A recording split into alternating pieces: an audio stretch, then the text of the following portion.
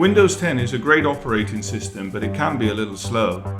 I'm going to show you how to speed up your Windows operating system by tweaking your system settings.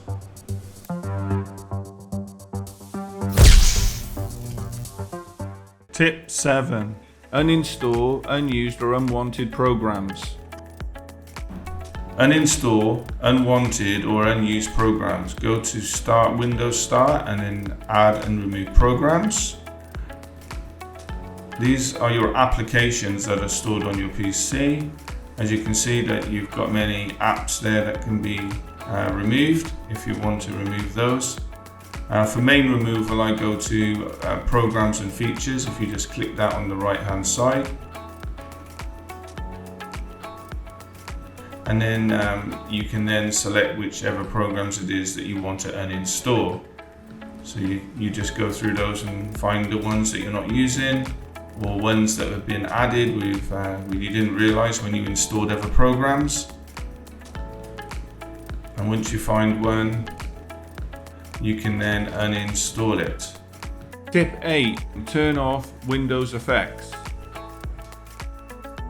Removing Windows unnecessary features to speed up the performance of your Windows.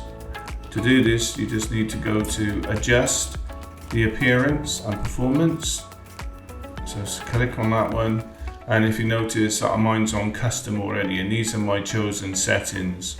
You can choose Let Windows Decide, or you can have everything on, which will give you all the bells and whistles. But truthfully, for a production PC or whatever you're going to do, if you want to use it to its optimum, you need to cut down on these.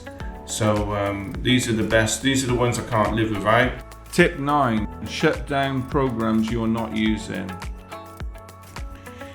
If you are using a program that uses a lot of RAM or processing power, then it's a good idea to turn off any programs that you're not needing to use at that moment.